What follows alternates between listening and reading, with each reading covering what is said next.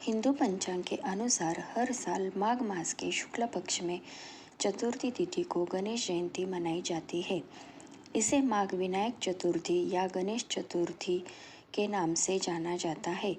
इस साल गणेश जयंती 13 फरवरी को मनाई जा रही है।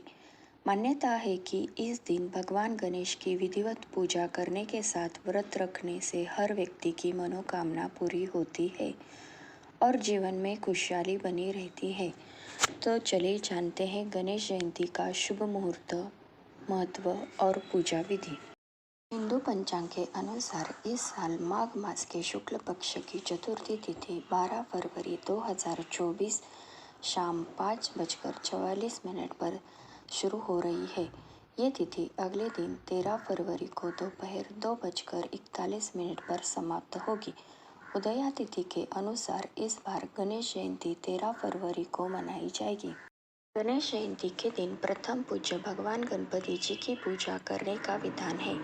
माना जाता है कि इस व्रत और पूजा करने से हर तरह के विघ्नों से छुटकारा मिल जाता है और सुख समृद्धि की प्राप्ति होती है।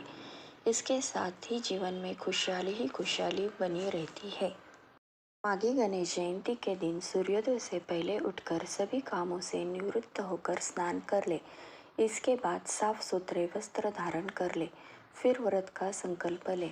अब भगवान गणेश की पूजा करने के लिए गणेश जी की तस्वीर या मूर्ति स्थापित कर दे। इसके बाद जल से आचमन करें और गणेश जी को वस्त्र, माला, फूल, दुर्वा, सिंदूर आदि चढ़ाएं। इसके बाद भोग में तिल के लड्डू, मोदक या अपनी श्रद्धा के अनुसार भोग लगाएं। इसके बाद जल चढ़ाएं और घी का दीपक और धूप जलाकर गणेश मंत्र, गणेश चालीसा, गणेश स्तोत्र और गणेश जयंती की व्रत कथा का पाठ कर ले। अंत में विधिवत आरती करके भूल चूक की माफी मांग ले। अब चलिए सुनते हैं गणेश जयंती की कथा। पौराणिक कथा में बताया गया है कि भगवान शिव एक दिन स्नान के लिए भोगवती गए थे। उसके पश्चात माता पार्वती भी स्नान के लिए चली गई। स्नान के दौरान उपटन से उन्होंने एक पुतला बनाया और उसमें प्राण प्रतिष्ठा कर दी। फिर उनका नाम गणेश जी रखा। माता पार्वती ने गणेश जी को द्वार पर पहरा देने के लिए कहा। उन्होंने गणेश जी से कहा कि वे जब तक स्नान करके वापस नहीं आ जाएं, तब तक किसी को अंदर न आने देना। माता की आज्ञा पाकर गणेश जी पहरा देने लगे और माता पार्वती स्नान करने लगी। इसी बीच भगवान शिव भोगवती से स्नान करके कैलाश पर वापस आ गए और पार्वती से मिलने पहुँचे, लेकिन द्वार पर पहरा दे रहे गणेश जी ने उनको रोक दिया। वे कई बार बाल गणेश जी को समझाने की कोशिश की, लेकिन वे शिव जी को अंदर नहीं जाने देते। कुछ समय व्यतीत होने के बाद शिव जी का क्रोध आ गया और उन्होंने गणेश जी का सिर धड़ से अलग कर दिया। फिर वे अंदर चले गए। तब तक उनका गुस्सा शांत नहीं हुआ।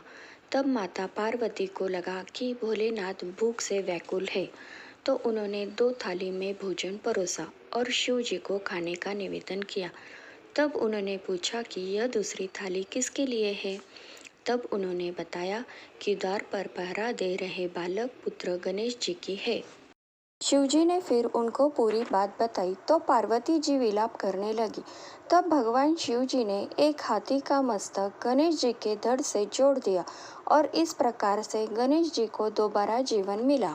उम्मीद है कि आपको गणेश जयंती की पूरी जानकारी अच्छी लगी होगी और इसे अपनों के बीच अधिक से अधिक शेयर करें और ऐसे ही व्रत कथा पढ़ने के लिए जुड़े रहें।